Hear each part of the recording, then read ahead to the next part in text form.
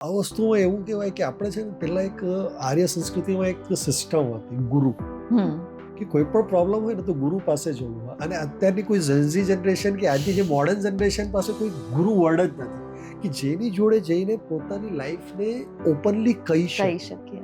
પોતાના ડિસમેરિટ્સને કહી શકે કે ભાઈ મારી અંદર આ બુરાઈઓ છે, મારે એને કાઢવી છે, હમ. મને આ નથી આવડતું, મને આ શીખવું છે. And then there is the role of counsellor or NLP coaches hmm. Which we all are doing. Yeah. અને આ વસ્તુનો જો સમજીને એ લોકો લાઈફને ચેન્જ કરે તો I feel that they become a better life. Where they are they stuck, they come out of it. Are you believing same? Yeah of course આપણે ચર્ચમાં પણ હોય છે ને કે મોઢું નહીં દેખાય, તમે બોલી દો, કન્ફેસ કરો. અહીંયા કન્ફેસ બી નહીં, પણ તમે શું ફીલ કરો છો. મને આજે આમને આવી રીતે કીધું તો મને આવું ફીલ થાય છે, એ ફિલિંગ એક્સપ્રેસ કરો.